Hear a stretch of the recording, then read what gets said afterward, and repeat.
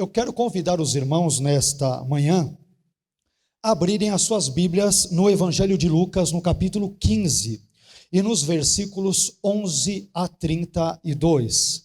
Evangelho de Lucas, capítulo 15, versículos 11 a 32. Vamos falar hoje sobre a chamada parábola do filho pródigo, ou talvez melhor denominada, a parábola do pai e dos seus dois filhos. Afinal de contas, não existe apenas um filho nesse texto, mas temos dois filhos cujas histórias são interessantes, importantes, ora se chocam, ora acabam se combinando nesse texto. Lucas capítulo 15, versículos 11 a 32. Se você encontrou, se puder ficar em pé, aqueles que obviamente puderem, se não puder, fique assentado mesmo. O importante é que você leia a palavra de Deus e permita que ela penetre no seu coração, fale a sua mente e transforme a sua e a minha vida. Lucas 15, versículos 11 a 32, diz assim a palavra do nosso bondoso Deus. Continuou dizendo, certo homem tinha dois filhos. O mais moço deles disse ao pai, pai, dá-me a parte dos bens que me cabe. E ele lhes repartiu os haveres. Passados não muitos dias, o filho mais moço, ajuntando tudo o que era seu, partiu para uma terra distante, e lá dissipou todos os seus bens, vivendo dissolutamente. Depois de ter consumido tudo, sobreveio àquele país uma grande fome, e ele começou a passar necessidade. Então ele foi e se agregou a um dos cidadãos daquela terra, e este o mandou para os seus campos a guardar porcos. Ali desejava ele fartar-se das alfarrobas que os porcos comiam, mas ninguém lhe dava nada. Então, caindo em si, disse, quantos trabalhadores de meu pai têm pão com fartura, e eu aqui morro de fome? Levantar-me-ei e irei ter com meu pai, e lhe direi, pai, pequei contra o céu e diante de ti, já não sou digno de ser chamado teu filho, trata-me como um dos seus trabalhadores. E levantando-se, foi para o seu pai. Vinha ele ainda longe, quando seu pai o avistou, e compadecido dele, correndo, o abraçou e beijou. E o filho lhe disse, pai, pequei contra o céu e diante de ti, já não sou digno de ser chamado teu filho. O pai, porém, disse aos seus servos, trazei depressa a melhor roupa, vestiu, ponde-lhe um anel no dedo e sandálias nos pés. Trazei também e matai um novilho cevado, comamos e regozijemo-nos, porque este meu filho estava morto e reviveu, estava perdido e foi achado. E começaram a regozijar-se. Ora, o filho mais velho estivera no campo, e quando voltava, ao aproximar-se da casa, ouviu a música e as danças. Chamou um dos criados e perguntou-lhe que era aquilo. E ele informou, veio teu irmão, e teu pai mandou matar o novilho cevado, porque o recuperou com saúde. Ele se indignou e não queria entrar. Saindo, porém, o pai procurava conciliá-lo. Mas ele respondeu a seu pai, há tantos anos que te sirvo, sem jamais transgredir uma ordem tua, e nunca me deste um cabrito sequer para alegrar-me com os meus amigos.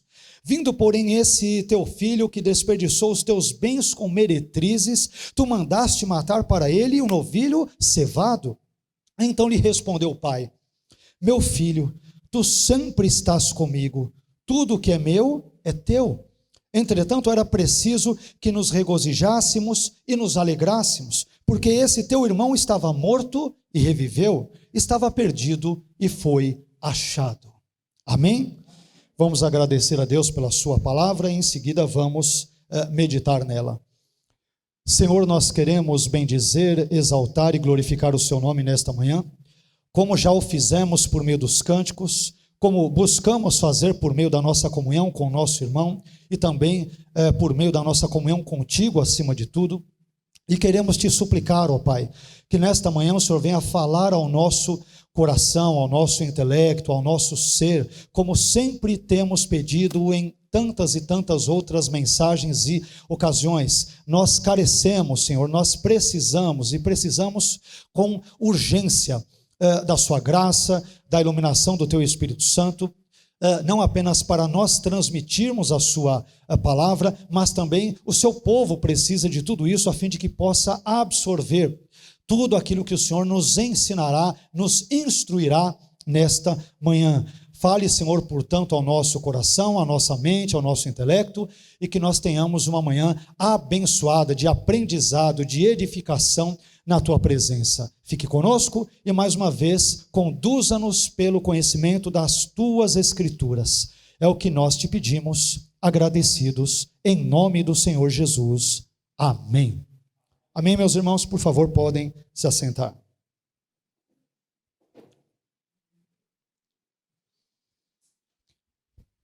O capítulo 15 de Lucas é uma espécie de departamento de achados e perdidos da Bíblia.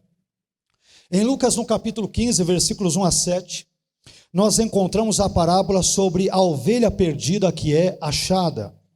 Depois, em Lucas, no capítulo 15, versículos 8 a 10, nós vemos a parábola sobre a moeda perdida que é recuperada. E, finalmente, em Lucas 15, versículos 11 a 32, que será o objeto das nossas reflexões, das nossas ponderações hoje, nós nos deparamos com a parábola sobre o filho perdido que também é encontrado. Contudo, diferentemente da ovelha e da moeda, que não eram responsáveis por estarem perdidas, o filho caçula se perde por vontade e conta próprias. Ou seja, ele é responsável, ele é absolutamente responsável pelo seu próprio extravio. Além disso, cada uma dessas três parábolas repete um mesmo tema tríplice: o tema da perda, o tema do encontro do que foi perdido e o tema do consequente festejo pelo encontro daquilo que fora perdido. Esse tema, ele é cíclico, meus irmãos, em Lucas 15. Algo se perde, algo é encontrado e algo perdido é festejado por ter sido recuperado. Mas, voltando a atenção para o nosso texto, se quisermos compreender melhor o significado de Lucas no capítulo 15 e nos versículos 11 a 32, nós devemos nos fazer a seguinte pergunta: por que Jesus contou essa parábola sobre um pai e os seus dois filhos? Normalmente, como eu disse na introdução, essa passagem que lemos é normalmente conhecida como a parábola do filho pródigo, mas ela seria talvez melhor chamada a parábola ou a história do pai e dos seus dois filhos. Então, por que Jesus ele conta essa parábola, essa história sobre um pai e os seus dois filhos? Para nós podermos responder a essa questão, nós temos que retroceder até o início do capítulo 15 de Lucas, mais precisamente até os versículos 1 e 2, que dizem o seguinte: aproximavam-se de Jesus todos os publicanos e pecadores para o ouvir, e murmuravam os fariseus e os escribas, dizendo: este recebe pecadores e come com eles. Desse modo, a história do filho pródigo, ela é narrada por Jesus com o propósito de responder aos fariseus e aos escribas, porque ele, Jesus, recebia os pecadores e comia com eles, porque ele se banqueteava com eles.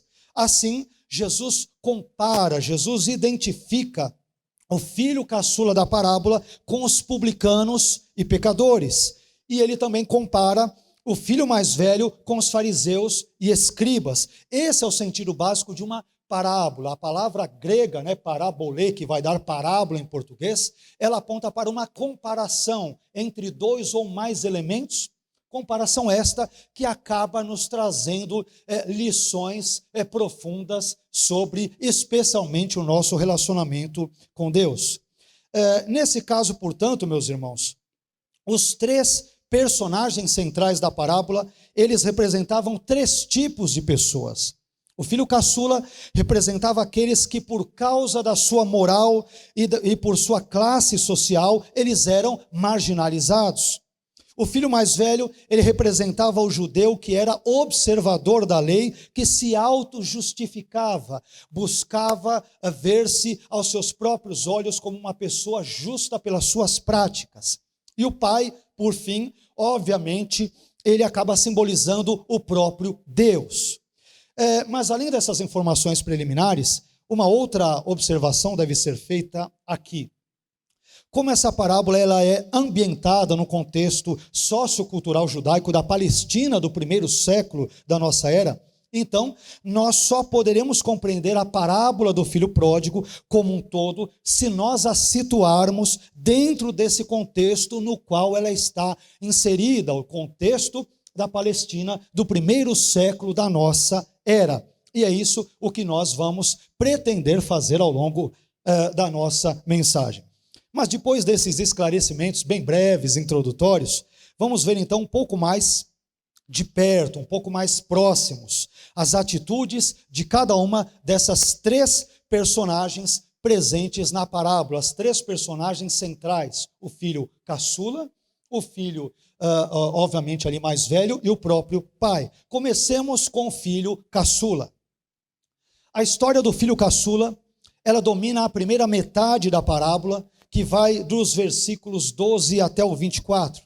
Vamos observar algumas lições, 4 lições, na verdade, que nós podemos, dentre outras, extrair da vida desse filho mais moço, filho mais jovem, o caçula. Em primeiro lugar, o filho caçula, ele inverteu os papéis e em vez de pedir algo ao seu pai, ele lhe deu uma ordem. No versículo 12, nós lemos que o mais moço deles, isto é, dos 2 filhos, disse ao pai: pai, dá-me a parte dos bens que me cabe. O texto grego apresenta essa fala no modo imperativo, ou seja, o filho mais novo, ele não está pedindo, não está solicitando, não está pedindo por favor ao seu pai para que este lhe dê a herança, mas está ordenando e exigindo que o seu pai lhe faça isso. O filho mais jovem está, na verdade, encostando o seu pai contra a parede e está dizendo-lhe: pai, eu já sou grande o suficiente e, portanto, eu exijo que o Senhor me dê o que eu estou lhe ordenando. Percebam, meus irmãos, quanta arrogância, quanta falta de humildade, quanta desobediência, quanta prepotência há nesse texto, existe nesse texto uma completa inversão de papéis. Em vez de o filho pedir, ele exige. Em vez de implorar, ele ordena e ordena ao seu pai que lhe obedeça. A atitude desse filho caçula me fez lembrar de um antigo episódio da Super Nanny que assisti anos atrás, no qual o filho de um casal mandava e desmandava ali nos seus pais. O filho dava ordens ao pai, em vez de se submeter de forma obediente a ele. E isso me faz pensar em certos cristãos mimados, crentes mimados na nossa época, que quando oram, eles não pedem, mas determinam a Deus que lhes faça isso ou aquilo. Como se Deus fosse uma espécie de empregado ou fosse uma espécie, um tipo de office boy celestial de luxo que existe para atender-lhes os seus pedidos caprichosos, mesquinhos, individualistas, narcisistas e arrogantes. Meus irmãos, não convém dizermos a Deus o que Ele deve ou não fazer. Antes, compete a mim e a você, cabe a cada um de nós, obedecermos a sua soberana, gloriosa e perfeita vontade. Isso nos leva a uma segunda lição sobre o filho caçula.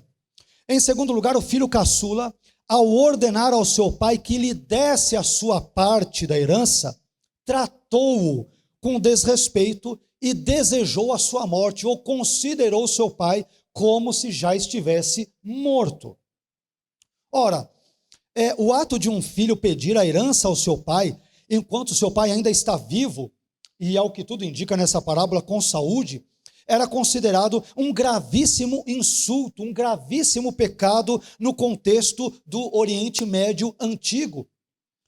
O livro apócrifo de Ben Sira, ou Eclesiástico, como também é bem conhecido por esse nome, um livro que foi escrito durante o período intertestamentário ou interbíblico, ele diz que uma pessoa só deveria distribuir a sua herança quando chegasse ao fim dos seus dias, chegasse ao final da sua vida. O que, mais uma vez, não parece ser o caso do pai de Lucas 15, que ainda goza de perfeita saúde.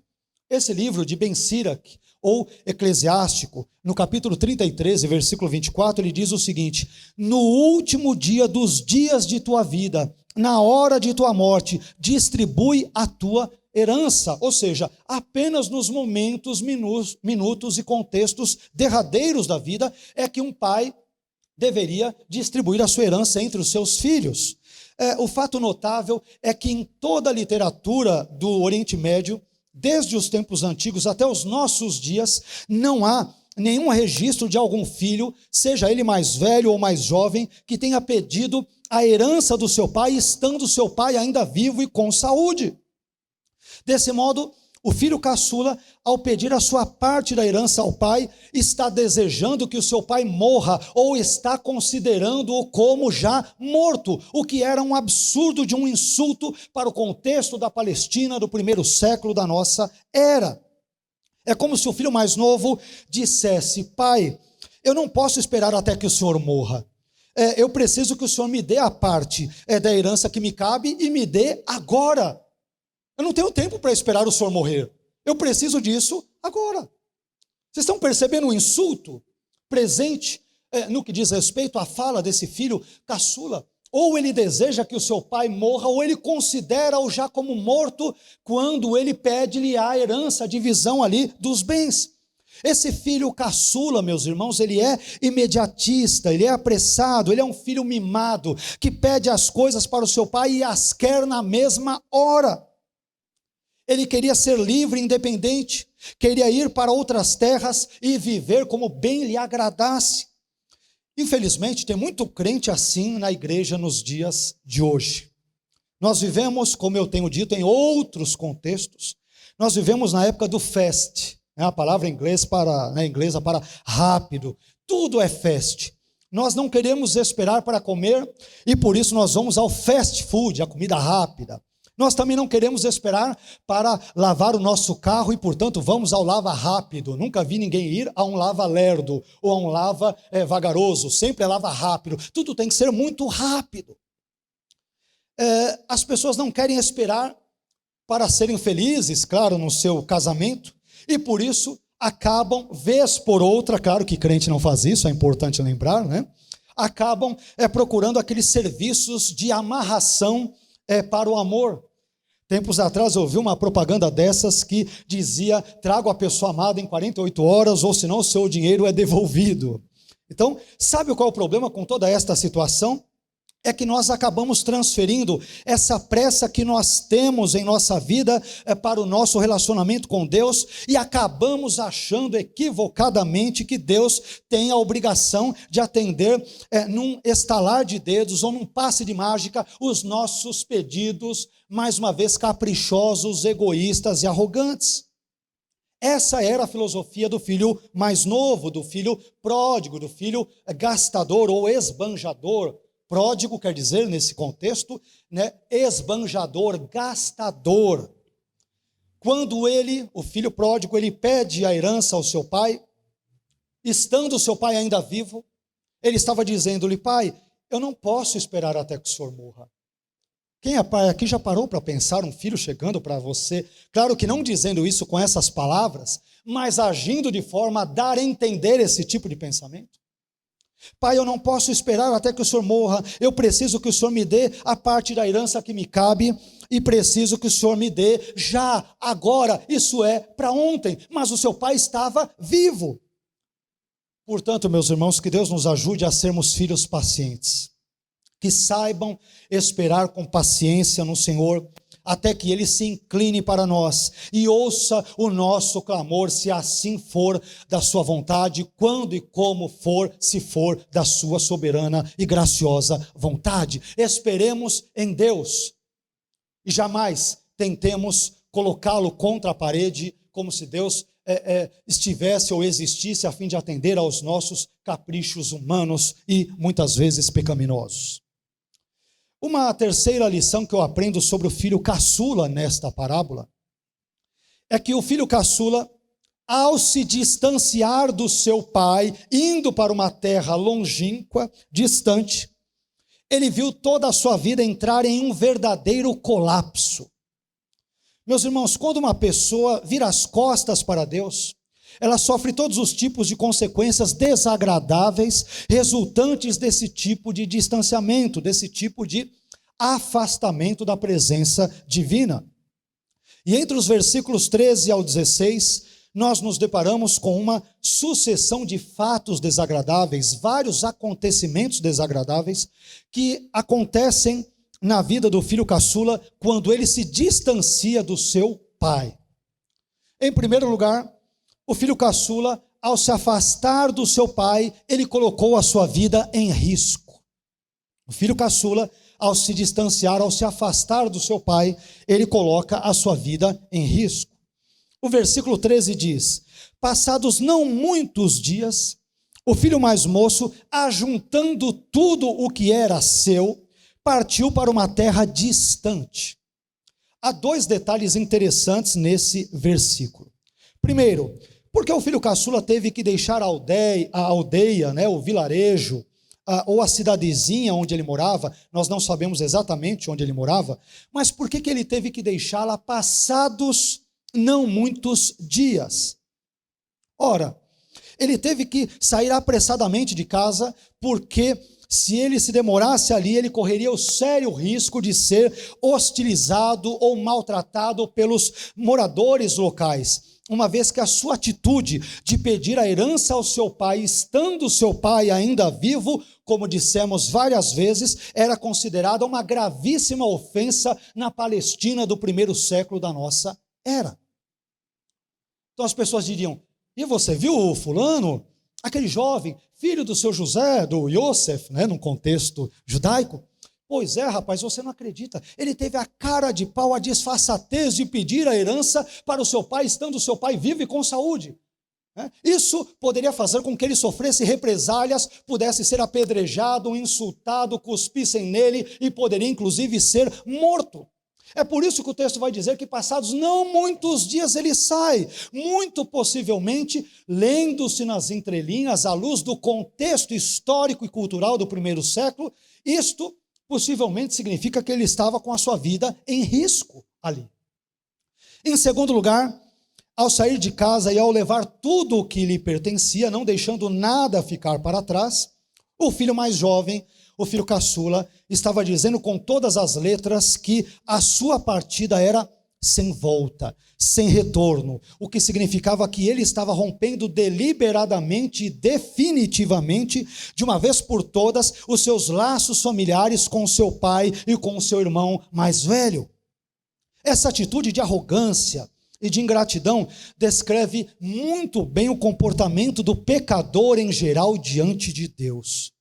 Deus nos dá a vida, nos dá uma família, nos dá a oportunidade de desfrutarmos da sua belíssima criação, mas nós, por sermos ingratos, ignoramos tudo isso e nos rebelamos contra Ele, contra os seus mandamentos, contra a sua palavra, e acabamos virando as costas para Ele, querendo viver uma vida independente. Mas todos nós, meus queridos, isso é bem sabido de todos nós. Nós somos total e absolutamente dependentes de Deus. Não existe vida autônoma, não existe vida independente. A nossa vida é absoluta e completamente dependente de Deus, o Criador de todas as coisas e sustentador ao mesmo tempo de todas elas. Mas uma segunda lição presente aqui é que o filho caçula, ao se afastar do seu pai, ele desperdiçou irresponsavelmente os bens que o seu pai lhe dera. A continuação do versículo 13 diz o seguinte: e lá, nesta terra distante, longínqua, dissipou todos os seus bens, vivendo dissolutamente. Meus irmãos, nós não somos, como acabamos de dizer, nós não somos donos. Não somos proprietários, mas somos apenas mordomos de todos os bens, talentos e dons que Deus nos deu para deles gozarmos nesta vida. Esses dons, presentes que Deus nos dá não são nossos, são empréstimos que Ele nos concedeu temporariamente, a fim de que os sirvamos da melhor maneira possível para a glória e louvor dEle e não nosso. É por isso que nós não podemos desperdiçar o nosso tempo como bem entendermos, mas devemos empregá-lo sabiamente, porque o tempo, dentre todas as outras coisas que nós temos, é também um dom de Deus. É por isso que não devemos gastar a nossa saúde, o nosso emprego, o nosso vigor físico, o nosso intelecto, o nosso raciocínio naquilo que nos agrada, porque todas estas coisas são bens que o Senhor nos emprestou nesta vida para que as empreguemos em favor, em benefício do seu reino, do reino de Deus, e não em favor do meu reino particular e pessoal. Desse modo eu pergunto aos irmãos, a cada um aqui particularmente, o que você tem feito com os dons e os talentos que Deus lhe deu? Com os presentes que Ele generosa e bondosamente te conferiu? Você os tem usado para o seu benefício próprio, como fez o filho pródigo, ou você os tem empregado em prol do reino de Deus? Uma importante pergunta que devemos fazer cada um de nós a nós mesmos nesta manhã. Mas uma terceira coisa ocorre quando este filho caçula se afasta do pai. Em terceiro lugar, o filho caçula, ao se afastar do seu pai, começou a padecer necessidades e se viu obrigado a trabalhar para um patrão gentil e a cuidar porcos, cuidar de porcos. Teve que ser um cuidador de porcos. Observe o que dizem os versículos 14 a 16. Depois de ter consumido tudo, sobreveio àquele país uma grande fome, e ele, o filho caçula, começou a passar necessidade. Então, ele foi e se agregou a um dos cidadãos daquela terra, e este o mandou para os seus campos a guardar porcos. Ali desejava ele fartar-se das alfarrobas que os porcos comiam, mas ninguém lhe dava nada. Você já parou para pensar sobre o que aconteceu aqui? Esses versículos que lemos nos dizem que um jovem judeu, não se esqueçam que o contexto dessa parábola é um contexto judaico. Imagina-se que o pai é um judeu, e os seus dois filhos são judeus, e é outro judeu, Jesus contando a história para outros judeus, fariseus, publicanos, pecadores e outros. Então, o ambiente todo desta parábola não é ocidental, não é brasileiro, não é tupiniquim, é judaico. Gravem bem isso. O ambiente, todo o contexto histórico, cultural e teológico é judaico. Se você entender isso, você entenderá a gravidade do que está sendo dito e do que foi escrito nesse texto. Esses versículos que lemos, meus irmãos, os versículos 14 a 16 de Lucas 15, nos dizem que um jovem judeu, ele foi obrigado a trabalhar para um patrão gentil. Ele foi para uma terra distante, presume-se dentro do contexto que era ou seria um patrão gentil. Jesus está se referindo aqui, muito possivelmente, aos coletores de impostos judeus, que eram obrigados a trabalhar para um país gentil, Roma, e que por isso eram criticados pelos fariseus e escribas, o que podemos depreender, por exemplo, ou inferir a partir de Lucas, no capítulo 15 e versículo 2, que nós citamos no início desta mensagem. E além disso, esse jovem caçula judeu, ele chega ao auge da degradação, quando se vê obrigado a cuidar de porcos. Você tem noção do que significa para um judeu ter que cuidar de porcos? Você faz ideia do que isto significa? O Talmud, que é o registro escrito da tradição oral judaica, ele proibia explicitamente ao judeu a criação de porcos. Existe um tratado chamado Baba Kamá 82b, que dizia o seguinte: não é permitido criar porcos onde quer que seja. Isso é um tratado judaico. Em outro lugar no Talmud, num tratado chamado Nezikim, o Talmud dizia: amaldiçoado seja o homem que criar porcos. Amaldiçoado. Aliás, até mesmo o historiador grego Heródoto, nos seus escritos, ele declarou que a profissão de criador ou cuidador de porcos era considerada uma profissão aviltante, até mesmo além das fronteiras de Israel, como por exemplo no Egito. Você percebeu agora a tamanha enrascada na qual esse filho caçula se meteu ao se distanciar da casa e da presença do seu pai? Além disso, como se não bastasse ter que cuidar de porcos, meus irmãos, esse jovem caçula ainda se viu na necessidade de disputar com aqueles suínos um pouco de alimento. O versículo 16 diz que ele desejava fartar-se das alfarrobas que os porcos comiam, mas ninguém lhe dava nada. Nem a comida dos porcos, dos quais ele cuidava, ele poderia se alimentar com elas. Segundo alguns estudiosos, as alfarrobas eram espécies de vagens que eram usadas como forragem para alimentar o gado e os porcos, e em tempos de escassez, em tempos de grande fome, as alfarrobas também serviam para alimentar as pessoas muito pobres, beirando a miserabilidade. Eram vagens pretas e amargas que os porcos costumavam cavocar e arrancar em diversos arbustos, nos dizem os pesquisadores desse texto e de outros textos referentes a estes assuntos. Mas percebam que nem mesmo a comida dos porcos o filho caçula conseguia comer. Aqueles porcos, eles eram mais sortudos do que ele, porque eles comiam algo que ele queria comer, mas não conseguia. Olha que coisa interessante, mas para nós entendermos ainda mais, meus irmãos, o que significou esse episódio das alfarrobas, nós temos que nos voltar para um antigo ditado que havia em Israel. E possivelmente Jesus tinha em mente esse tipo de ditado. Havia um ditado em Israel que dizia o seguinte: quando Israel é reduzida às alfarrobeiras, então ela se arrepende. A nação se arrepende. Havia um ditado que só quando Israel chegasse à miséria, precisasse comer alfarrobas, é que eles se lembrariam dos seus pecados e então voltariam-se para Deus. Muito possivelmente Jesus tinha em mente esse ditado nesse contexto que nós lemos. E aí, meus irmãos, cabe nos dizer mais uma vez algo muito importante.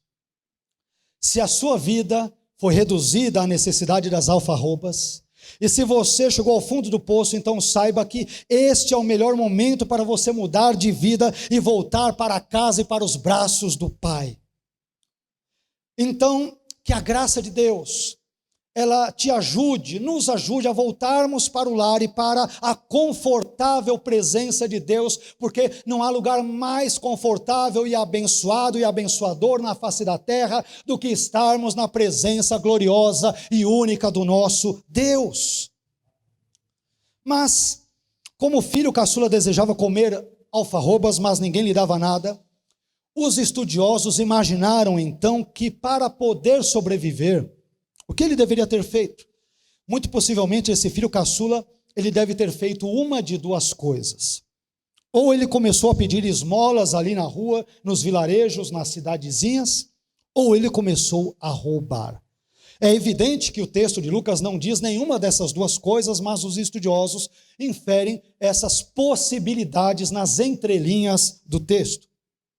Veja só o que acontece com esse filho caçula judeu quando ele se distancia da presença do pai. Ele chega ao fundo do poço. E quanto mais ele se distancia do seu pai, mais ele se afunda em todos os tipos de pecados. E isso me faz pensar em algo mais relacionado ao nosso contexto, especialmente paulistano. Em Salesópolis, no interior de São Paulo, onde nasce o rio Tietê, a mais ou menos 100 quilômetros da capital de São Paulo, as fontes de água, acredite se quiser, elas são tão limpas que as pessoas as utilizam normalmente para beber e até mesmo para cozinhar os seus alimentos, para tomar banho e assim por diante.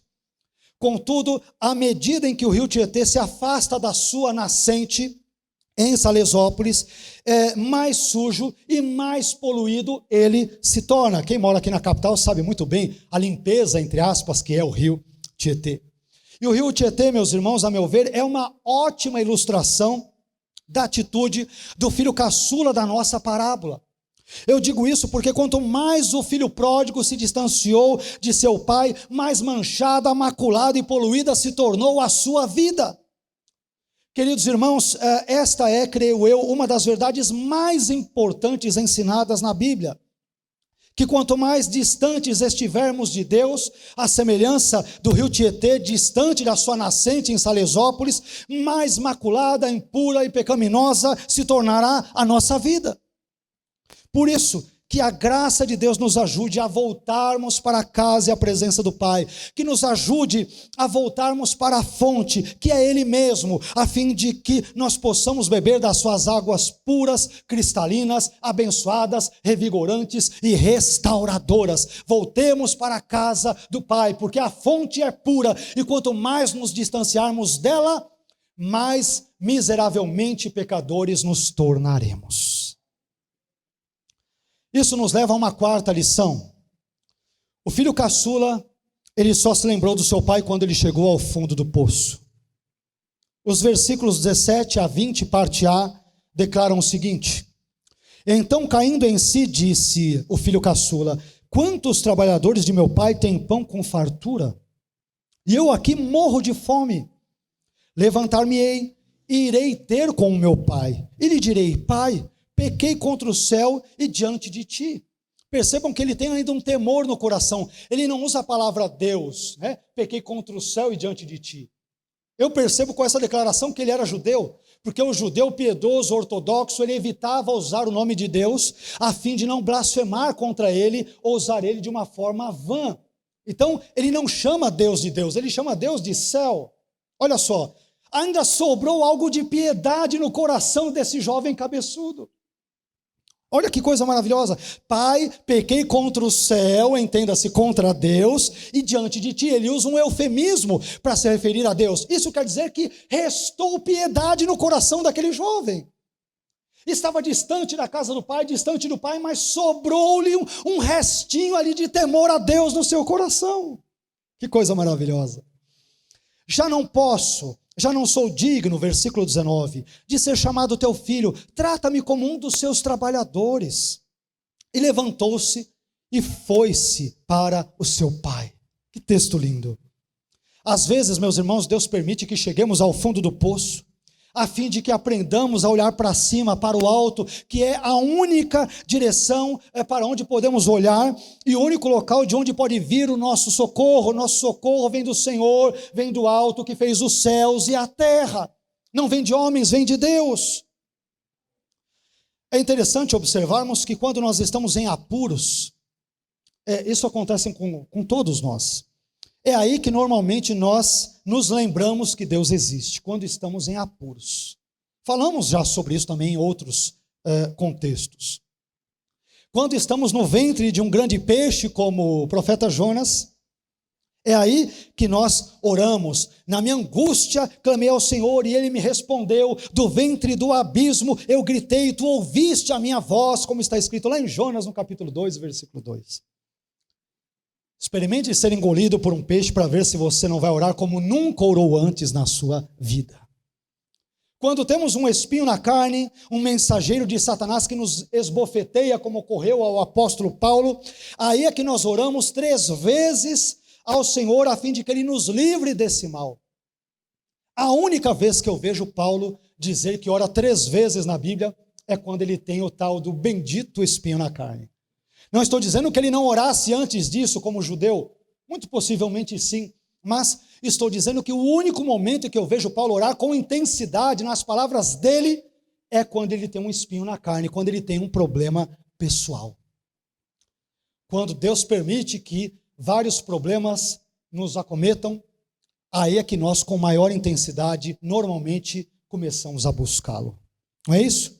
Até mesmo Jesus, como homem, enquanto homem, ao vislumbrar a sombra da cruz que se aproximava, ele acaba indo ao Getsemane, e ali também ele ora 3 vezes ao Pai, para que, se fosse possível, o Pai passasse dele o cálice da cruz, que em breve ele imaginava que teria que beber, ele beberia efetivamente. A grande verdade, meus irmãos, é que quando nós estamos no olho do furacão, quando nós estamos no meio da tempestade, quando nós estamos andando pelo vale da sombra da morte, usando uma nomenclatura mais bíblica, é aí que nós nos lembramos de Deus. E é por isso mesmo que Deus permite muitas vezes que nós passemos e experimentemos todas estas coisas.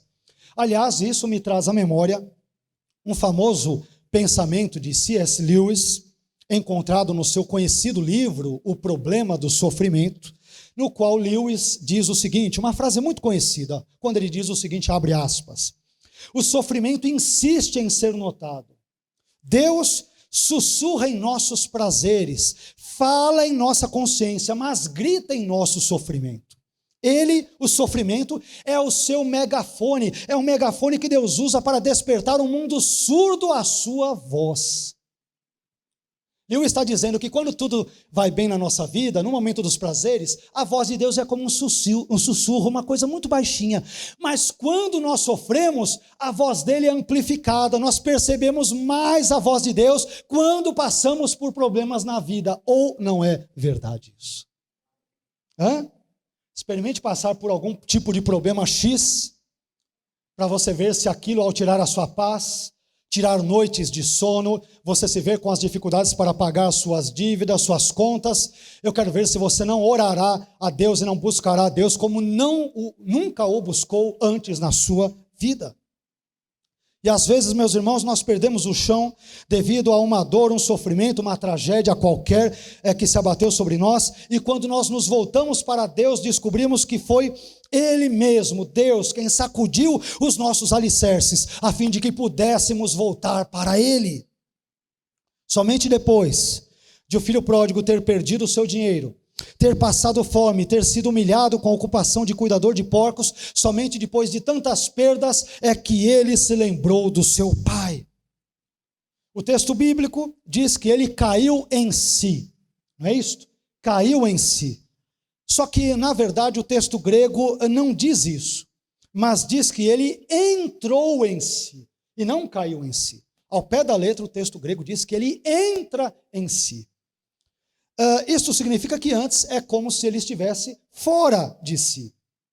Mas é curioso notarmos também algo presente no contexto do rabinismo antigo, que essa expressão grega entrar em si, que aparece no texto de Lucas, no capítulo 15, ela aparece no rabinismo antigo, no judaísmo antigo, com o sentido de arrepender-se. Ele entrou em si, ele colocou a mão na consciência e pensou, fiz bobagem. Não deveria ter me afastado da casa do meu pai, da presença do meu pai. Ele entra em si. Ele põe a mão na consciência e fala, que bobagem que eu cometi. Depois disso, o jovem caçula, ele pensa em voltar para a casa do seu pai e ensaia até mesmo um belo discurso para apresentar diante do pai. Ele começa a ensaiar um discurso. Veja só, o filho caçula diz o seguinte, nos versículos 17 a 19. Quantos trabalhadores de meu pai têm pão com fartura, e eu aqui morro de fome? Levantar-me-ei, ele está dizendo para ele mesmo, ele está ensaiando um discurso diante do pai. Versículo 18, levantar-me-ei e irei ter com meu pai, e lhe direi, pai, pequei contra o céu e diante de ti, já não sou digno de ser chamado teu filho, trata-me como um dos teus trabalhadores. Ele ensaiou, eu vou chegar para o meu pai e vou falar assim, assim, assado, e tudo vai dar certo. Quando o caçula diz, já não sou digno de ser chamado teu filho, no versículo 19, ele estava simplesmente dizendo a verdade, pois ao pedir ao pai a parte da herança que lhe cabia, e ao desejar, portanto, a morte do seu pai, ou ao considerá-lo como já morto, ele já não tinha mais nenhum direito a pretender. Só lhe restava então servir ao seu pai, como se fosse um dos seus empregados assalariados, um dos seus trabalhadores. E isto, se o seu pai quisesse, se o seu pai consentisse. Com esse pensamento em mente, meus irmãos, o jovem volta então para o seu pai, e é nesse retorno desse jovem rebelde ao seu pai, que acontece a cena mais bela da história, a qual nós vamos ver daqui a pouco. Mas, depois de termos feito algumas considerações sobre o filho caçula, vamos ver agora algumas lições, 3 na verdade, que podemos aprender com o pai dessa história. Lembrando que o pai representa Deus. Em primeiro lugar, eu aprendo nessa história que o pai dá sua vida pelos seus filhos. Grave bem isso. O pai dá a vida pelos seus filhos. O final do versículo 12 diz que o pai repartiu entre eles os haveres. Outras traduções diz que repartiu entre eles a fazenda, as riquezas, os bens, dentre tantas outras possíveis traduções. Porém, não é bem isso que o texto grego diz. O texto grego diz uma coisa muito mais profunda do que isso. O texto grego não diz que o pai reparte haveres, bens, fazenda, mercadorias ou o que quer que seja. O texto grego diz que o pai distribuiu a eles a vida. Aparece aqui a expressãozinha grega, ton bion, ao pé da letra, a vida. Ele deu a eles a vida. O pai da parábola, ele não dá aos seus filhos meros bens materiais. Antes, o que ele lhes dá é o resultado de todo o seu trabalho, de todo o seu esforço, ao longo de toda a sua existência terrena. Então, ao dividir entre os seus filhos a sua herança, o pai também está lhes dando muito mais do que os bens materiais. Ele está se doando, está dando a si mesmo para eles. Ele dá a sua própria vida pelos seus filhos. Em termos teológicos, como o propósito de Jesus, meus irmãos, com essa história, com essa parábola, é justificar diante dos seus críticos, os fariseus e escribas, que nós citamos em Lucas 15, versículos 1 e 2. Como o propósito de Jesus é justificar diante dos seus críticos a sua comunhão à mesa com publicanos e pecadores, então Jesus, ele se compara ao pai da história. É como se ele dissesse, assim como o pai dessa história que eu estou narrando distribuiu a sua própria vida entre os seus dois filhos, da mesma forma, eu, Jesus, também darei a minha vida pelos pecadores, sejam eles publicanos, escribas, sejam marginalizados da sociedade, eu darei a minha vida por todos. Que lição maravilhosa, né? O pai se humilha, uma segunda lição que nós aprendemos nesse texto, sobre o pai. 3 lições sobre o pai, depois nós aprenderemos mais 3 sobre o filho mais velho e encerraremos a nossa mensagem. Em segundo lugar, o pai se humilha a fim de preservar a integridade física do filho caçula. Em segundo lugar, o pai se humilha a fim de preservar a integridade física do filho caçula. O versículo 20, parte B, diz o seguinte, que vinha ele, isto é, o jovem caçula, ainda longe, quando seu pai o avistou e, compadecido dele, correndo, o abraçou e beijou. Eu gostaria que vocês prestassem bastante atenção ao que está escrito aqui. Vocês se lembram que quando eu comentava o versículo 13 de Lucas 15, eu disse que o jovem caçula saiu da casa do seu pai passados não muitos dias, lembram-se? Lembram-se também que eu disse que ele teve que sair rápido de casa, porque senão ele correria o sério risco de ser hostilizado ou maltratado pelos moradores daquela aldeia ou vilarejo, lembram-se disso? Pois bem, agora nós vemos que quando o filho caçula volta para a casa do seu pai, o seu pai, já o estava aguardando e ele já o vislumbra de longe. A pergunta importante a ser feita aqui é: por que o pai está olhando ao longe e está vendo o seu filho caçula chegar? Por que ele olha já ao longe? Essa é a pergunta importante para entendermos esse texto.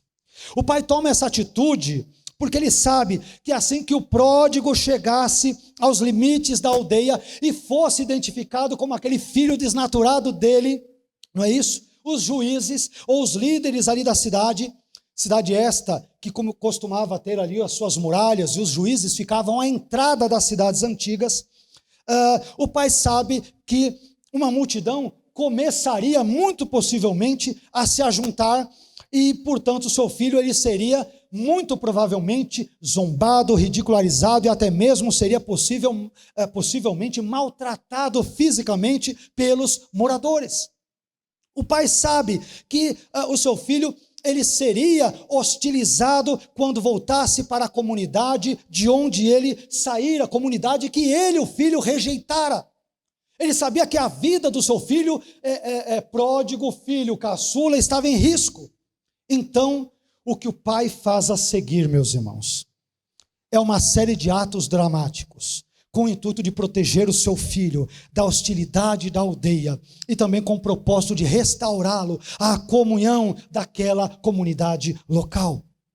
É aí que nós vemos a cena talvez mais comovente, mais bela, mais emocionante dessa história. Assim que o pai avista o seu filho ao longe, ele toma uma atitude inesperada, inusitada. Ele sai correndo, estrada fora, em direção ao seu filho. Mas você vai dizer, essa é uma atitude normal, pastor?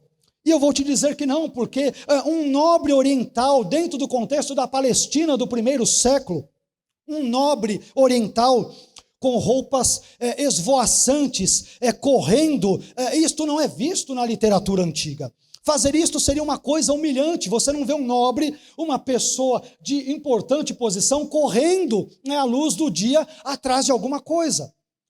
Para fundamentar o que eu estou dizendo, o livro apócrifo de Eclesiástico, eu não estou citando esses livros como autoritativos, é óbvio, né? Estou citando como exemplo de questões culturais e teológicas, não como palavra de Deus, que fique claro. Então, o livro apócrifo de Eclesiástico, não confunda com Eclesiastes. Eclesiastes é inspirado, Eclesiástico é apócrifo. O livro apócrifo de Eclesiástico, no capítulo 19, versículo 27, diz que o andar de um homem revela o que ele é, a maneira como ele anda. É por isso que, segundo a mentalidade oriental, é indigno para um homem de idade sair correndo por aí, porque pessoas dignas não correm, elas apenas andam. Veja se você vê, tudo bem que você pode ver, ok, mas não é tão comum, um engravatado, um diretor, um CEO de uma empresa correndo na Avenida Paulista. Você nem verá ele atravessando a Avenida Paulista, ele vai andar de helicóptero, né? Até no nosso contexto, uma pessoa de uma determinada posição sair correndo já indica que ela não deve ser de uma posição, digamos que, né, melhor favorecida em termos econômicos. Isso é algo que está presente, diluído na nossa cultura. Só que esse pai, meus irmãos, o pai da parábola que representa Deus, ele ignora as regras de etiqueta da sua cultura e sofre a maior humilhação, maior vexame, só para poder abraçar e beijar o seu filho. O seu pai, o pai daquele pródigo, ele corre em direção ao seu filho, porque ele quer chegar até ele, antes que algum cidadão da aldeia o faça, e talvez venha maltratar o seu filho. Ele chega antes, e ao correr em direção ao seu filho, e ao abraçá-lo e beijá-lo, o beijo público era um sinal de reconciliação e perdão. Ao fazer tudo isso, o pai estava dizendo para a comunidade, que talvez pensava em maltratar o seu filho, devido à sua atitude intempestiva de pedir a parte da herança que lhe cabia, mas estando seu pai ainda vivo, né? Ao agir assim, o pai estava dizendo para toda a comunidade, para todos os habitantes do vilarejo: por favor, não façam nenhum mal ao meu filho, pois eu já o perdoei e agora eu estou recebendo novamente como meu filho. Não façam nenhum mal para ele. E para isso ele se coloca numa situação totalmente vexaminosa. Meus irmãos, por acaso essa linda mensagem, ou esta linda imagem, não reflete aquilo que Deus, na pessoa do seu Filho Jesus Cristo, fez por nós? Filipenses, no capítulo 2, versículos 5 a 8, diz que Jesus, sendo em forma de Deus, não teve por usurpação ser igual a Deus, mas aniquilou-se a si mesmo, tomando a forma de servo, fazendo-se semelhante aos homens. E o versículo 8 de Filipenses 2 dirá: e achado na forma de homem, humilhou-se a si mesmo, sendo obediente até a morte, morte de cruz. Desse modo, assim como o pai da história se humilhou, a fim de poder reconciliar consigo mesmo o seu filho, da mesma forma Jesus se humilhou na sua encarnação e na sua crucificação, a fim de reconciliar o pecador perdido e arrependido com Deus. Romanos 5,8 declara: mas Deus prova o seu próprio amor para conosco, pelo fato de Cristo ter morrido por nós, sendo nós ainda pecadores. Jesus passou o maior vexame na cruz, por causa dos meus e dos teus pecados. Ele se humilhou por mim e por você na cruz, para que nós, arrependidos dos nossos pecados, pudéssemos ser reconciliados, com Deus por meio da sua maravilhosa graça. Ele se humilhou para que eu e você pudéssemos ser abençoados. Graças a Deus. Deus é maravilhoso. Mas, meus irmãos, em terceiro e último lugar, o pai, ele substitui o péssimo plano do filho caçula. Uma terceira característica do pai que eu aprendo aqui: o pai substitui o péssimo plano do filho caçula pelo seu maravilhoso plano para ele. O pai substitui o plano do filho pelo seu próprio plano. Qual era o plano do filho pródigo, do filho caçula? Qual era? Bem, nós vimos que o plano do filho caçula era voltar para o seu pai, mas não mais como filho, lembram-se? E sim como um dos seus empregados assalariados. O plano do filho pródigo está registrado nos versículos 18 e 19, onde ele diz, nós lemos, estou retomando agora para recobrarmos aí a nossa memória. O caçula diz: levantar-me-ei e irei ter com meu pai, e lhe direi: pai, pequei contra o céu e diante de ti. Já não sou digno de ser chamado teu filho, trata-me como um dos teus trabalhadores. Porém, quando o filho caçula se encontra com o seu pai, o seu plano ele vai por água abaixo, pois ele só consegue dizer, no versículo 21, as seguintes palavras: pai, pequei contra o céu e diante de ti, já não sou digno de ser chamado teu filho. Perceba que ele, o filho caçula, ele não consegue concluir a sua fala e dizer: trata-me como um dos teus trabalhadores, como ele pensar. Ele não consegue terminar. E por que ele não consegue terminar a sua fala? Porque o seu pai o interrompe abruptamente, impedindo-o assim de fazer essa besteira. Note o que dizem os versículos 22 a 24, onde ele corta o filho e não permite que o filho conclua o seu raciocínio, dizendo que ele quer ser apenas um mero empregado. Olha só, versículos 22 a 24. O pai, porém, disse aos seus servos: trazei depressa a melhor roupa, vestiu, ponde-lhe um anel no dedo e sandálias nos pés. Trazei também e matai o novilho cevado. Comamos e regozijemo-nos, porque este meu filho estava morto e reviveu, estava perdido e foi achado. E começaram a regozijar-se. Bem, aqui nós observamos 4 elementos interessantes. Primeiro, a melhor roupa era a roupa do próprio pai, a roupa que o pai usava em dias de festa e em outras ocasiões especiais. O pai, ele pede que os servos deem a própria roupa dele e a vistam, vistam seu filho com ela. Em segundo lugar, o anel, ele era um símbolo de autoridade, o qual no dedo do filho representava que o filho caçula, ele havia sido reintegrado ao núcleo familiar, ou seja, o pai publicamente o aceita como filho diante de todos, ele não faz o que o filho quer, tratá-lo ali apenas como um mero empregado, ele o trata como filho.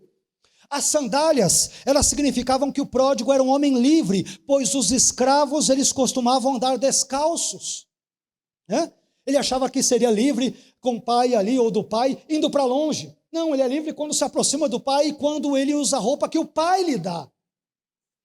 Quarto, finalmente, a morte do novilho cevado, meus irmãos, significava, o novilho cevado era um animal de grande porte, era um animal grande para muita gente participar do banquete. Olha a estratégia do pai.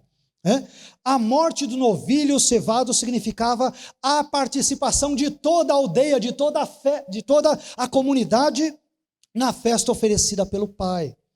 Então, o objetivo de um banquete de grandes proporções como este indicava o desejo do pai de reconciliar o seu filho caçula, não apenas consigo mesmo, mas com toda a comunidade local, para que ninguém o apedrejasse, o maltratasse ou o matasse. Esse pai é um pai que ama o seu filho, apesar do seu filho virar-lhe as costas.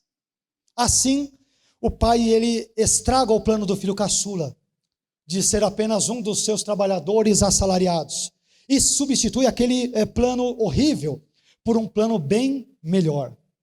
E o plano do pai era restaurar o filho arrependido à condição de filho. Com essa atitude, meus irmãos, o pai estava dizendo para o seu filho caçula: eu não quero recebê-lo como servo, mas eu quero recebê-lo como aquilo que você é, o meu filho. Meus irmãos, louvado seja Deus, quando Ele substitui os nossos rascunhos pelos seus desenhos. Bendito seja Deus por nos tirar do nosso caminho pedregoso e espinhoso e nos colocar nos seus caminhos planos. Glórias sejam dadas a Deus por trocar os nossos rascunhos repletos de rasuras pelos seus belíssimos e maravilhosos projetos. Talvez à semelhança do filho pródigo, você tenha pisado na bola com Deus, e talvez você tenha feito uma série de coisas em que você tenha pensado o seguinte: poxa, eu nunca mais vou para a igreja, nunca mais eu vou cantar no coral, não quero mais saber desse negócio de ser crente, agora eu só quero ficar sossegado no meu canto e no meu jeito. A você que pensa assim, meu irmão, eventualmente, eu gostaria de te dar um simples conselho. Se prepare, pois Deus pode mudar a qualquer hora dessas os seus planos e substituí-los pelos planos dele, que são infinitamente melhores do que os seus e do que os meus planos. Os planos de Deus são superiores e são melhores do que os nossos planos. Finalmente, em terceiro e último lugar, caminhando para o final, último ponto, esta mensagem é um tanto quanto longa dentro desse contexto, ela é particularmente um tanto quanto longa, mas, tendo aprendido algumas verdades sobre o filho caçula e sobre o pai, vejamos agora algumas lições, 3 lições também, que nós podemos aprender com o filho primogênito, o filho mais velho, que normalmente é ignorado, né, por muitos comentaristas ou pregadores. Muitos se detêm apenas no filho caçula e se esquecem do filho mais velho, que é extremamente importante. Não se esqueçam que eu comecei esta mensagem dizendo que esse texto ele narra a história de um pai com seus 2 filhos. Ele não tem apenas o filho caçula, ele também tem o filho mais velho, que é extremamente importante o papel dele para entendermos esse texto. Vejamos então 3 lições que nós podemos aprender com o filho primogênito mais velho, caminhando para o final da mensagem. Em primeiro lugar, o filho primogênito, ele permaneceu num silêncio comprometedor diante da injustiça cometida pelo irmão mais novo. O silêncio do filho mais velho, né, do primogênito, ele denuncia o seu caráter. Nós vimos ao longo dessa mensagem que o pai da história, ele não somente deu ao seu filho caçula a parte da herança que lhe cabia, mas também deu ao filho mais velho a parte correspondente da herança. Pastor, onde está isto? Isso está no versículo 12, que diz que o pai repartiu entre eles. Ele não deu só para o caçula parte da herança, também deu para o filho mais velho. E você sabe o que é interessante nisso, meus irmãos? Preste bem atenção no que eu vou dizer. É que o filho mais velho aceitou a sua parte da herança em silêncio. Isso é interessante. Isso denuncia o caráter dele. Sabe qual era, por um acaso, a parte que cabia ao irmão primogênito numa divisão de bens? Segundo Deuteronômio, no capítulo 21, e versículos 15 a 17, o primogênito tinha o direito de receber uma porção dobrada da herança do seu pai. Isso explica porque o filho primogênito ficou quietinho e não deu nenhum pio diante do pedido absurdo feito pelo seu irmão caçula. O primogênito ele ficou quieto porque nós descobrimos, né? Ele fica quieto porque o caçula ficaria apenas com 1/3 da herança, enquanto que ele, o primogênito, ele ficaria com 2/3, isto é, com a maior parte. Então ele, boca de siri. Diante do pedido insano da herança por parte do seu irmão caçula, estando o pai ainda vivo, o filho primogênito deveria ter reagido de 2 formas. Primeira, ele deveria se recusar a aceitar a parte da sua herança, a sua parte da herança, uma vez que o seu pai ainda estava vivo. Essa deveria ser a atitude dele. E segundo, ele deveria repreender o seu irmão mais novo e tentar conciliá-lo com seu pai, que era o papel do filho mais velho, segundo a tradição judaica. Mas, como ele estava lucrando em cima do pecado do seu irmão mais novo, ele agiu como aqueles 3 macaquinhos da história que vocês já devem ter visto. Não viu nada, ele não ouviu nada e também não falou nada. Afinal de contas, ele está lucrando os 2/3 da herança, a maior parte. Meus irmãos, a atitude do filho mais velho serve de grande alerta para o povo de Deus. Eu aprendo com o filho primogênito que ficar em silêncio diante da injustiça é algo tão comprometedor e injusto quanto a prática da própria injustiça. Afinal de contas, pecado não é apenas fazer o que é errado, mas é também deixar de fazer o que é certo quando nós temos em nossas mãos o poder de fazê-lo. Ok? Entenderam o papel aqui do filho mais velho? Em segundo lugar, e penúltimo lugar, o filho mais velho, ele foi alvo da graça do seu pai, assim como também o fora antes o filho mais novo, o filho caçula. Observe o que dizem os versículos 25 a 28. Ora, o filho mais velho estivera no campo, e quando voltava, ao aproximar-se da casa, ouviu a música e as danças. Chamou um dos criados e perguntou-lhe que era aquilo. E ele informou: veio teu irmão, e teu pai mandou matar o novilho cevado, porque o recuperou com saúde. Ele, o filho mais velho, se indignou e não queria entrar. Prestem atenção no final do versículo 28. Saindo, porém, o pai procurava conciliá-lo. Meus irmãos, as regras de etiqueta da Palestina do primeiro século diziam que quando um pai desse um banquete ou uma festa, era papel do filho primogênito, do filho mais velho, ajudar o seu pai a recepcionar os convidados. Mas em vez disso, notem só o vexame ao qual o filho mais velho submeteu o seu pai. A primeira parte do versículo 28 diz que o filho mais velho se indignou e não queria entrar. Antes, nós acabamos de ver, o pai havia passado vergonha porque saiu correndo na estrada atrás do filho caçula. Esses filhos só deixam o pai envergonhado. Agora o pai passa uma nova vergonha, porque mesmo sendo o anfitrião da festa, ele se vê obrigado a deixar os convidados sozinhos e a sair da festa a fim de poder se encontrar com o seu outro filho rebelde. A segunda metade do versículo 28 diz: saindo, porém, o pai procurava conciliá-lo. Diante do insulto recebido do seu filho mais velho, meus irmãos, o seu pai poderia dar-lhe uma surra e poderia chamar a sua atenção na frente de todos, e ele estaria agindo corretamente conforme mandava o figurino.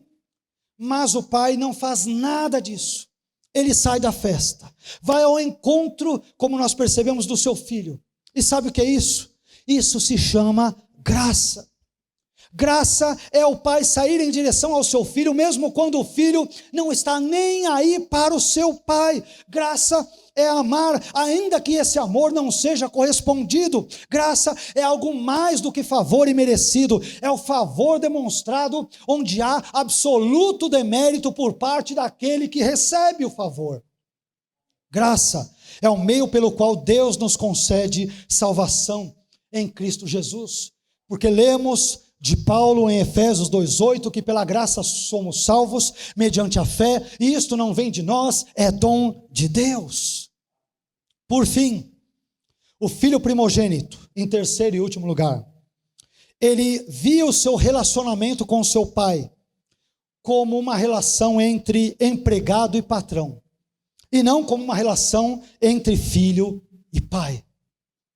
Ele se via como um capataz do seu pai, como um trabalhador do seu pai, ele não se via como filho. Os versículos 29 e 30 dizem, caminhando para o final: mas ele, isto é, o filho mais velho, respondeu ao seu pai: há tantos anos que te sirvo.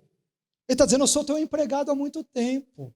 Há tantos anos que te sirvo, sem jamais transgredir uma ordem tua. Eu tenho sido um bom empregado, né? E nunca me deste um cabrito sequer para alegrar-me com os meus amigos. Vindo, porém, esse teu filho, ele está com raiva do irmão, né?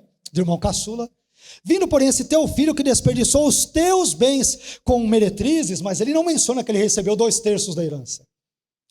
Vindo esse teu filho que, de novo, gastou dinheiro com meretrizes. Em nenhum momento o texto bíblico diz que ele gastou dinheiro com prostitutas. Então nós não sabemos se o filho mais velho falou a verdade, soube de alguma informação que o texto não menciona, ou se ele difamou o irmão mais novo. Em nenhum momento o texto diz que ele gastou com prostitutas. É possível? Mas o texto não diz isso. E olha lá, vindo porém esse teu filho que desperdiçou os teus bens com meretrizes, tu mandaste matar para ele o novilho cevado. Ele está morrendo de ciúme, de inveja, morrendo de inveja do tratamento que o pai dera ao filho caçula. Sabe o que é inveja? Uma definição muito curta, muito simples de inveja. Inveja é aquele sentimento de desgosto e de pesar pela felicidade alheia. Eu vejo alguém se dando bem no casamento, na família, na igreja, no trabalho, nos estudos, na vida, aquilo me causa uma sensação ruim, porque eu não estou na vida dele. Eu queria ser ele, eu queria ser ela, mas eu continuo com essa minha vidinha. É aquele sentimento de desgosto quando eu vejo o outro bem. O irmão mais velho é invejoso. Quando ele vê um novilho cevado para toda a comunidade comer, meu pai nunca fez isso comigo. Aquela tristeza por ver a felicidade do irmão. Sentimento este que hoje não existe na igreja, só existia naquela época. Não existe inveja entre o povo de Deus. Deus está vendo. Mas, em terceiro lugar, o filho primogênito viu o seu relacionamento com seu pai, como eu disse, como uma relação entre empregado e patrão, já estamos quase concluindo, e não como uma relação entre filho e pai. Lemos isso nos versículos 29 e 30. Sabe qual era a diferença? O que eu vou dizer agora é muito sério, extremamente sério. Preste bem atenção nisso. Sabe qual era a diferença entre o filho caçula e o filho primogênito? A diferença era que o filho mais novo, ele era um filho rebelde que estava distante da casa do seu pai. Enquanto que o filho mais velho era um filho rebelde que estava distante de seu pai, mesmo morando debaixo do mesmo teto que ele. O filho caçula era um rebelde distante fisicamente. E o filho mais velho era um filho rebelde dentro da casa do pai. Se é que vocês entendem o significado disso. O filho mais velho, meus irmãos, ele havia estabelecido um vínculo empregatício com seu pai, e não um vínculo familiar. Ele via o seu pai como um patrão e a si mesmo como um empregado. Assim, ele resumia a sua vida a um monte de obrigações e deveres. E não há afeto, não há amor, não há carinho. O filho primogênito, ele se achava um empregado exemplar, digno de ver ali a sua foto estampada na parede da fazenda do pai, como funcionário do mês. Tal como acontece numa conhecida rede de fast food, não é isso? Tem aquele funcionário do mês por ter sido um bom empregado. O filho mais velho se orgulhava de ser servo do pai e por isso dizia: há anos que te sirvo, sem jamais transgredir uma ordem tua. Para ele, o pai era um patrão e ele era um empregado. Meus irmãos, os fariseus e escribas, preste bem atenção, aos quais a história do pai dos seus 2 filhos, do filho pródigo, é narrado inicialmente, capítulo 15, versículos 1 e 2, os fariseus e escribas, ao ouvirem essa história, certamente se identificaram de imediato com o filho mais velho, porque eles, assim como o filho primogênito, eram orgulhosos por se julgarem observadores da lei, mas ao tratarem sem misericórdia os publicanos e os pecadores, estavam agindo como o filho mais velho, que não respeitava nem o irmão mais novo e nem o pai, que por sua vez amava tanto um quanto o outro. Nos 2 últimos versículos dessa história, nós vemos novamente a graça, a bondade, o amor, a misericórdia e a compaixão de Deus entrando em ação. Os versículos 31 e 32 dizem: então lhe respondeu o pai. Olha como o pai responde para o filho mais velho: Ele poderia bater nele, poderia insultá-lo na frente de todo mundo, podia dar um safanão nele, podia dar-lhe aquele puxão de orelha diante de todo mundo. Mas a ação desse pai para com o filho mais velho, rebelde, igual ao outro, é uma coisa comovente. Olha a maneira como o pai age com o filho mais velho. Versículos 31 e 32. Então lhe respondeu o pai: meu filho, tu sempre estás comigo. Tudo que é meu é teu. Entretanto, era preciso que nos regozijássemos e nos alegrássemos, porque esse teu irmão, você falou que ele é meu filho, ele é teu irmão. Deus joga para ele a responsabilidade com o irmão dele. Esse teu irmão estava morto e reviveu, estava perdido e foi achado. Você viu como o pai se dirigiu ao seu filho mais velho? Ele o chamou, no versículo 31, por uma palavrinha grega que é maravilhosa. Entre outras palavras, meus irmãos, a palavra filho, em grego, você pode usar a palavra huios, que é filho no sentido geral. Mas se um pai quisesse se dirigir ao seu filho de uma forma mais carinhosa, mais próxima, ele usaria outro termo grego, e foi esse outro termo que aparece aqui em Lucas, que é o termo teknon. Vocês se lembram de João, lá em 1 João, quando ele fala meus filhinhos, lembram-se? Ali aparece uma expressãozinha grega, tekniamu, quer dizer, meus filhinhos, meus docinhos. Ele está tratando com eles de uma forma carinhosa. A palavra que aparece aqui no texto, na boca do pai, não é huios, a palavra normal para filho, é a palavra grega teknon. O pai então está chegando para ele e está falando, meu filhinho, meu menino. O filho pisou na bola com ele, em vez de escorraçá-lo, ele fala, meu filhinho. O texto grego diz, teknon mu, meu filhinho. Ele não trata o filho da mesma forma como o filho mais velho tratara, ele o trata com graça, com amor, com compaixão, com piedade, com perdão. O filho mais velho, meus irmãos, ele insultou seu pai com as suas palavras e com o seu comportamento, mas em troca, o seu pai lhe devolveu um tratamento carinhoso, afetuoso e bondoso. Meu filhinho. O filho mais velho se referiu ao seu irmão chamando de esse teu filho, mas o seu pai tentou reconciliá-los dizendo esse teu irmão. E é isso que nós aprendemos nesse texto, meus irmãos, uma série de coisas maravilhosas, importantes sobre a nossa vida, sobre o nosso relacionamento com Deus. Esse teu irmão. Quando o pai diz sabiamente no versículo 32, era preciso que nos regozijássemos e nos alegrássemos, porque esse teu irmão estava morto e reviveu, estava perdido e foi achado. Ele estava buscando ao mesmo tempo, tanto unir os dois irmãos um com o outro, como também estava buscando ligá-los, vinculá-los a si mesmo. Curiosamente, eu estou concluindo, essa história que nós lemos, ela não tem um fim. Ela termina de forma inconclusiva, inacabada, incompleta, com o convite do pai sendo feito ao filho mais velho para que ele entre em casa e participe do banquete com os demais convidados. Porém, esse convite, meus irmãos, não obteve resposta. Nós não sabemos qual foi a resposta do filho mais velho ao convite do pai. Jesus, de propósito, não conta o fim dessa história.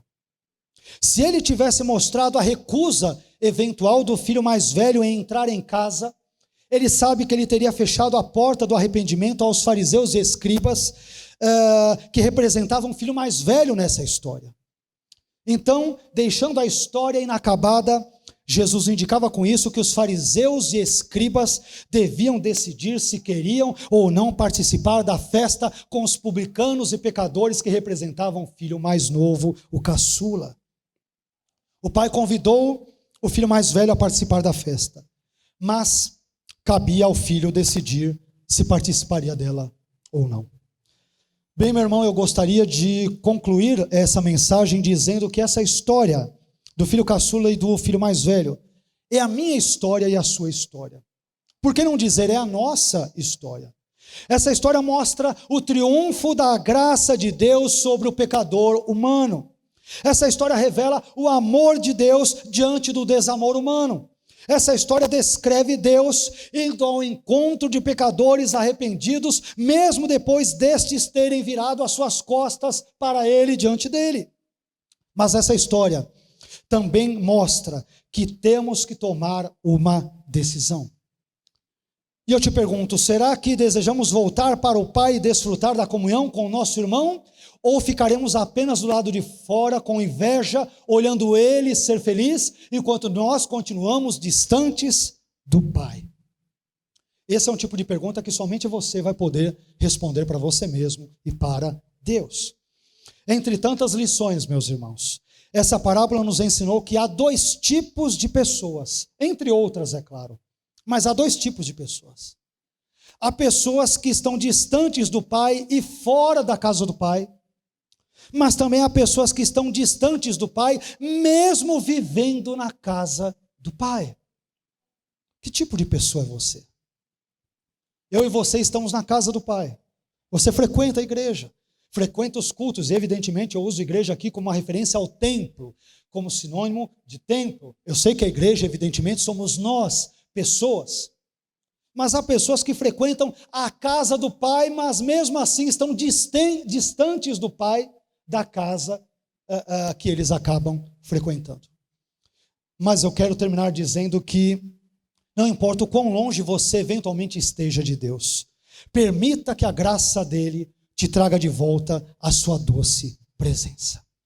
Que Deus abençoe a sua vida. E que se você estiver distante dele, que a graça dele te reconduza, nos reconduza até a doce presença do nosso Pai. Amém? Quero convidá-lo a ficar em pé. Nós vamos orar.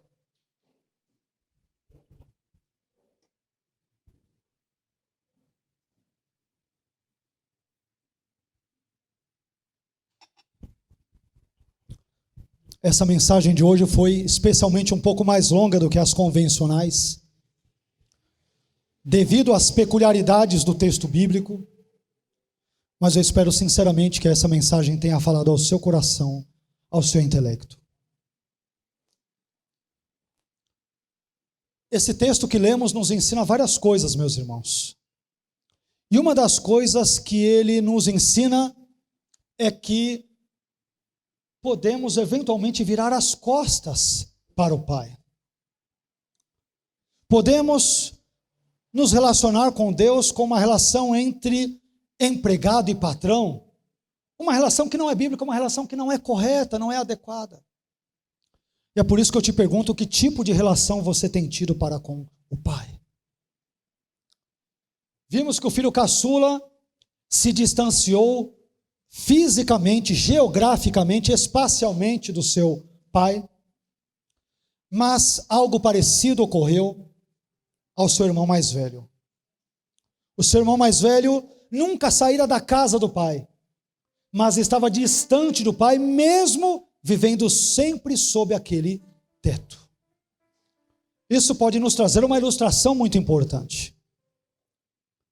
Há pessoas que talvez estejam na casa do pai há muitos anos, mas talvez estejam no seu relacionamento com ele e estejam bem distanciadas dele. Meu irmão, vir para a igreja, e mais uma vez eu me refiro à igreja aqui usando o sinônimo como templo, participar dos cultos, estar presencialmente, isso é importante, diga-se de passagem, é extremamente importante congregarmos, é bíblico congregarmos, é importante dizer isso para não ser mal interpretado, mas ir para a casa do Pai não significa que necessariamente você esteja próximo dele. O filho mais velho disse para o pai: estou sempre contigo, mas estava distante dele no seu relacionamento. Muitos e muitos crentes hoje, infelizmente, estão sempre na casa do pai, mas estão distantes do pai da casa, estão distantes de Deus. Eu quero orar com você nesta hora, e quero que você ore comigo, pedindo para que Deus sonde o nosso coração, para que se eventualmente estivermos distantes dele, ainda que fisicamente presentes na casa dele, se estivermos distante dele no nosso relacionamento, que por meio da sua graça Ele nos reconduza a Ele próprio. Perceba que no final do texto que nós lemos, no final aqui da parábola, o pai vai dizer ao filho mais velho sobre o caçula que ele estava perdido e foi achado. O texto não diz que ele achou-se, mas diz que ele foi achado. É Deus quem nos acha, é Deus quem nos encontra, é Deus quem nos salva, é Deus quem nos restaura, é obra dele, não é nossa. Nós temos apenas que consentir pela graça e falarmos: ok, Senhor, eu estou aqui, restaura a minha vida. Amém? Vamos orar? Pai, eu quero glorificar o seu nome nesta hora.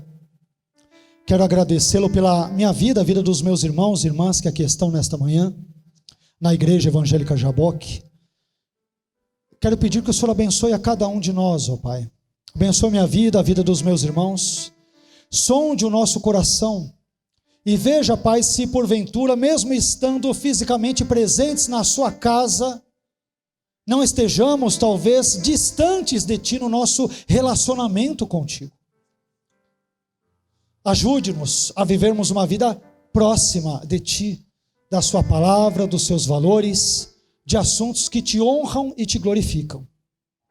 E quando assim nós não o fizermos, ó Pai, se eventualmente agirmos de forma que não Te agrade, que a Tua graça nos restaure, que a Tua misericórdia nos cerque, que a Sua compaixão nos envolva e nos leve mais uma vez até a Sua presença. Aprendemos na Sua palavra que nós só amamos ao Senhor, porque o Senhor nos amou primeiro. Tudo começa com o Senhor, termina com o Senhor, se desenvolve com o Senhor. Que a Sua graça venha sobre a nossa vida neste momento, reconduzindo-nos à Sua presença, se porventura estivermos distantes de Ti, ainda que fisicamente presentes na Sua casa. Abençoe a nossa vida, Senhor. Restaure a nossa comunhão, talvez interrompida por N situações e pecados. Ajude-nos a nos reaproximarmos de Ti, Senhor. Perdoe os nossos pecados, perdoa as nossas mazelas, perdoe os nossos erros, perdoe-nos quando quisermos nos afastar do Senhor por N situações particulares, e que a Tua graça e o Teu Espírito nos reconduzam à Sua maravilhosa, doce e única presença. Precisamos do Senhor. Perdoa os nossos pecados nesta manhã, perdoe as nossas falhas, os nossos erros, os nossos pecados, e ajude-nos a nos reaproximarmos de Ti cada vez mais. É o que nós Te pedimos, agradecidos, em nome de Jesus. Amém.